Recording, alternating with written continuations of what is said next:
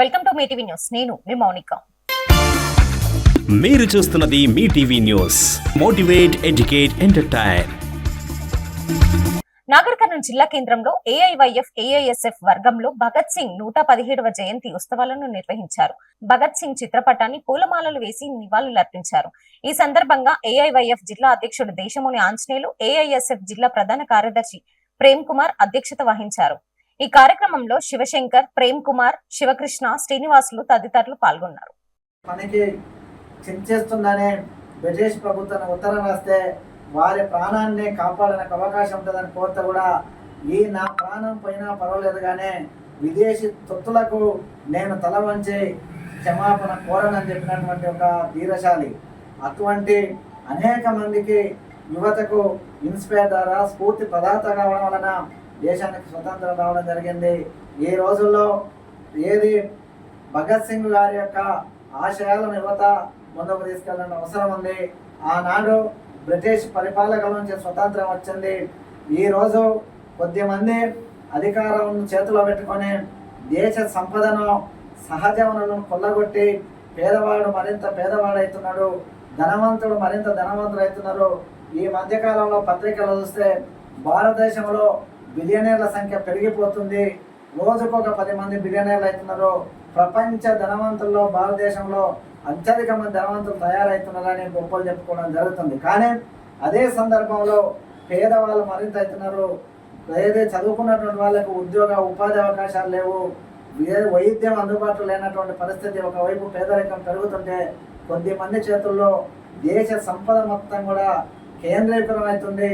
ప్రధానంగా దేశభక్తి పేరుతోన కేంద్రంలో అధికారం చెలాయిస్తున్నటువంటి నరేంద్ర మోడీ నాయకత్వంలోని బీజేపీ ప్రభుత్వం ఈ దేశ సంపదను ఒకరిద్దరు పౌరులకు దోషిపెట్టి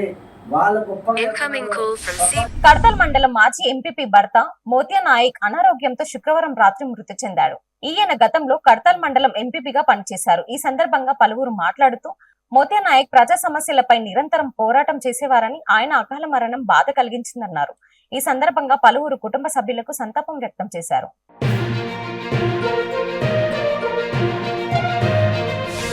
హైడ్రా కూల్చివేతల నేపథ్యంలో తెలంగాణ భవన్ కు బాధితులు పెద్ద సంఖ్యలో చేరుకున్నారు. ఈ క్రమంలో పలువురు బీఆర్ఎస్ నేతలు హరీష్ రావు, సబితా ఇంద్రారెడ్డి ఇతర నేతలకు వినిపించారు. వారి ఆవేదన విన్న మాజీ మంత్రి హరీష్ రావు ఎమోషనల్ అయ్యారు. బాధితులకు అండగా ఉంటానని, బీఆర్ఎస్ లీగల్ సెల్ ఉంటుందని హామీ ఇచ్చారు. నిజం అసలు మా హౌసెస్ అనేవి డిస్టర్బెన్స్ లేదు. అసలు యాక్చువల్ గా ఒక్క డిస్టర్బెన్స్ కూడా లేదు. ఒక్క హౌస్ లో డిస్టర్బెన్స్ లేదు సార్. అయినా అసలు మీరు చూడకుండానే బఫర్ జోన్ అని చెప్పి, ఫెడరల్ జోన్ అని చెప్పి ఎట్లా ఎలా డిసైడ్ చేశారు సార్ మీరు? అట్లా మా జోన్ వచ్చి చూడండి ఒకసారి మీరు, అసలు ఏం డిస్టర్బెన్స్ ఉందో. ఒక్కసారి కూడా వాటర్ రాలేదు మా కాలనీకి.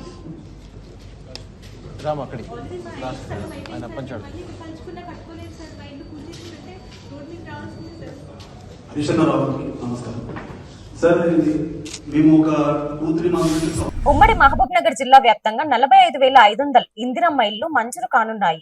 ఇప్పటికే ప్రజాపాలన పేరుతో అధికారులు దరఖాస్తు స్వీకరించారు. గాంధీ జయంతి తర్వాత ప్రజా నియోజకవర్గానికి 3,500 ఇందిరమ్మ ఇళ్లను మంజూరు చేస్తున్నట్లు సీఎం రేవంత్ రెడ్డి ఇటీవలే ప్రకటించారు. లబ్ధిదారులు ఎంపిక ప్రక్రియకు మార్గదర్శకాలు రాగానే గుడిసెల్లో నివాసం ఉండే వారికి ప్రాధాన్యం ఉంటుందని అధికారులు చెబుతున్నారు.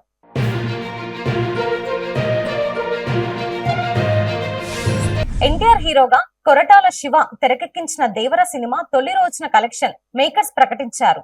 ఒకే రోజు సినిమాకు 172 కోట్లు వచ్చినట్లు తెలియజేస్తూ సోషల్ పోస్టర్లు రిలీజ్ చేశారు.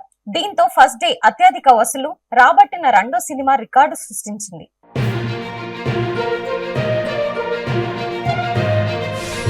తిరుమల శ్రీవారి లడ్డు ప్రసాదాన్ని సీఎం చంద్రబాబు అపవిత్రం చేశారంటూ వైసీపీ చీఫ్ జగన్ పిలుపు మేరకు ఆ పార్టీ నేతలు రాష్ట్ర వ్యాప్తంగా ఆలయాలలో ప్రత్యేక పూజలు చేశారు. గుంటూరు జిల్లా కొరటిపాడులోని కళ్యాణ రామాలయంలో మాజీ మంత్రులు అంబటి, విడుదల రజని, ఎమ్మెల్సీ యేసురత్నం, కడప జిల్లా పొద్దుటూరులో ఎమ్మెల్యే రాచమల్లు తదితరులు పాల్గొన్నారు.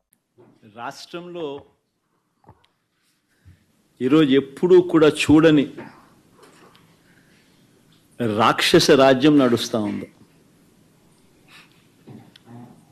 నిజంగా దేవుడి దగ్గరికి వెళ్ళే కార్యక్రమాన్ని కూడా అడ్డుకునే మనస్తత్వం బహుశా నా రాజకీయ జీవితంలో నేను ఎప్పుడు చూడలే. దేవుడి దగ్గరికి దర్శనం చేసుకునేదానికి వెళ్తాము అని అంటే కూడా అడ్డుకునేందుకు ప్రయత్నం చేస్తూ అడుగులు వేస్తూ ఉన్న పరిస్థితులు బహుశా ఎప్పుడూ కూడా జరిగి ఉండదు. దేశంలో కూడా ఎప్పుడు బహుశా జరిగి ఉండదు. రాక్షస రాజ్యం అనేది ఇదే. నాగర్ కర్నూలు జిల్లా గ్రంథాలయ నూతన చైర్మన్ గా అచ్చంపేట పట్టణానికి చెందిన తెలంగాణ ఉద్యమ నేత సీనియర్ న్యాయవాది గంగాపూర్ రాజేంద్రను నియమిస్తూ రాష్ట్ర ప్రభుత్వం శనివారం ఆదేశాలు జారీ చేసింది. రాజేందర్ మలిదశ తెలంగాణ ఉద్యమంలో నిరంతరం రాష్ట్ర సాధనలో నియోజకవర్గంలో ముందుండి పోరాటం చేశారన్నారు. ఆయన ప్రతిభను గుర్తించి స్థానిక చిక్కుడు వంశీకృష్ణ గ్రంథాలయ చైర్మన్ నియామకం కోసం సహకరించారు. Thanks for watching. చూస్తూనే ఉండండి మీ టీవీ న్యూస్. మీరు చూస్తున్నది Mee TV news. Motivate, educate, entertain.